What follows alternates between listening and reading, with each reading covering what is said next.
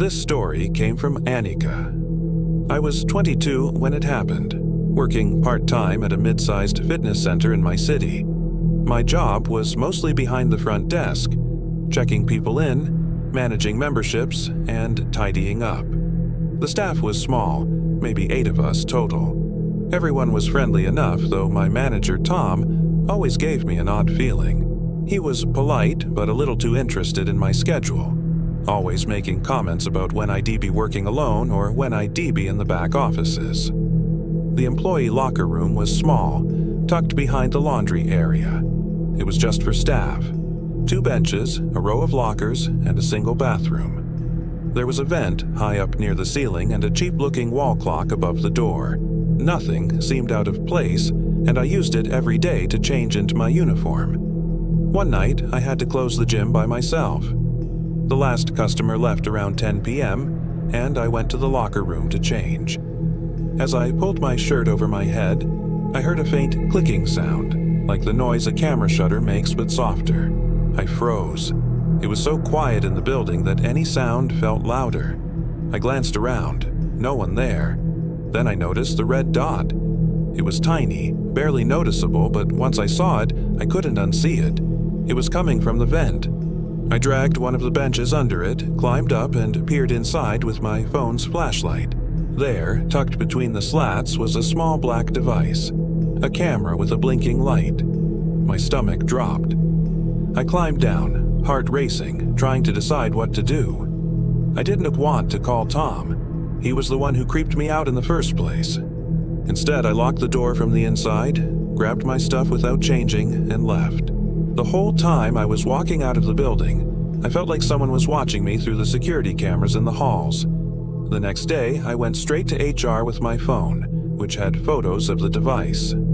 They looked shocked but also nervous, like they'd seen something like this before. They told me they'd handle it internally, which didn't sit right with me. So I went to the police myself. The detective who interviewed me said the camera had been linked to a Wi-Fi router in a locked cabinet in the staff office. They also told me the footage didn't just cover the locker room. It was recording parts of the staff bathroom too. The owner of the gym claimed ignorance, but the router was registered under Tom's name. Tom quit before the investigation finished. I never heard if he was charged. The gym stayed open, but I left and never went back. The worst part? Weeks later, a friend from the gym sent me a link to a private forum on the dark web. Someone had posted footage from that locker room, including me changing clothes. Now, even years later, I can't change in public places without feeling eyes on me. Every time I see a vent or a small blinking light, my stomach knots up. And I still don't know how long that camera had been there or how many people saw me before I found it. This story came from Kareem. A couple of months ago, my girlfriend and I booked a weekend getaway at an Airbnb near the coast. It looked perfect in the listing. Cozy, minimalistic, and with great reviews.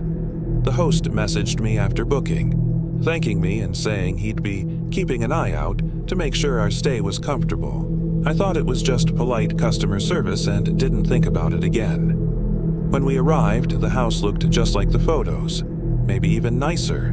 There was a faint smell of fresh paint, which the host explained in his welcome note.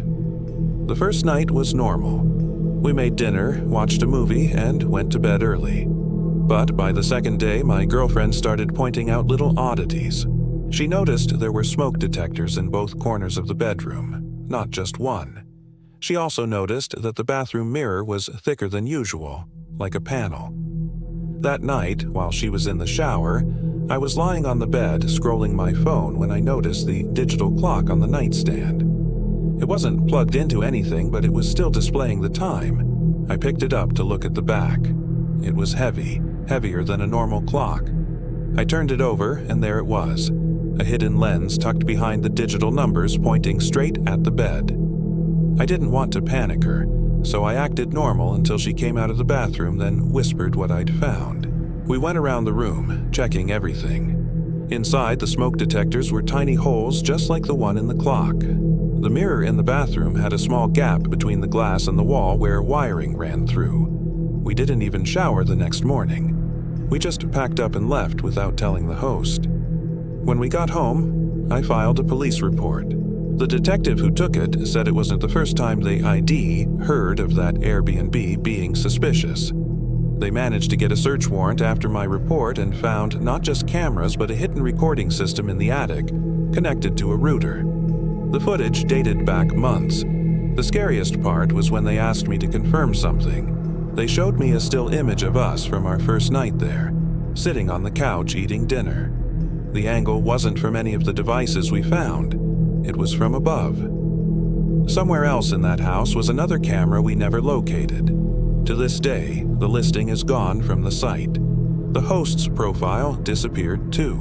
We were told we'd be contacted if they arrested anyone, but it's been months and nothing. I can't stay at Airbnbs anymore. Even hotels creep me out now. Every time I enter a room, I scan every device, every wall. Because if I hadn't picked up that clock, we would have never known we were being watched. This story came from Amira. I just moved into my first apartment alone. It wasn't much, but it was mine. Small, quiet, and cheap enough to fit my budget.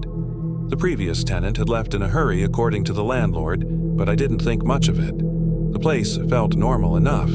The first few nights were peaceful, except for one thing. I started noticing strange little clicks at night, like a faint snapping sound that would come and go.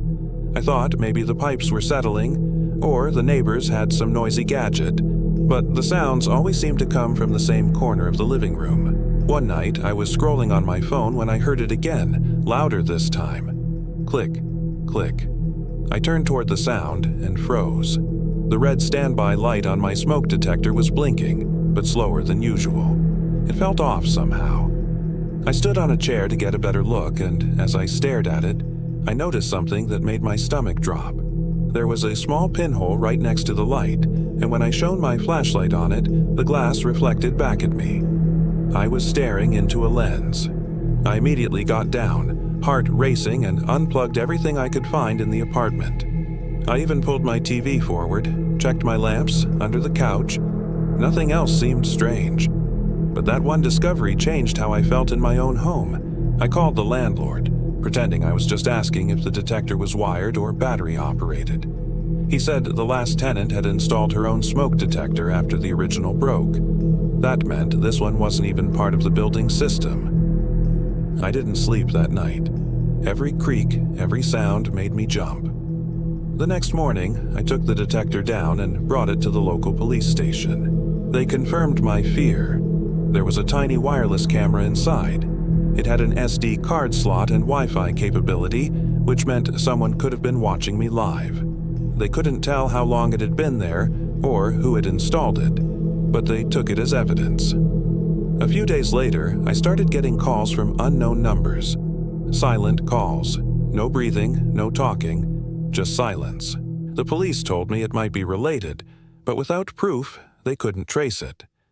I ended up breaking my lease and moving out within a week. The landlord swore he didn't know anything, but I never saw him again after I left.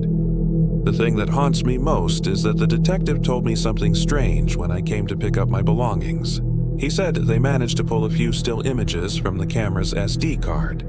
There were shots of my living room, my kitchen, and my bedroom door. The last image on the card, time-stamped just before I found the device, showed me sitting on the couch, looking up, right at it.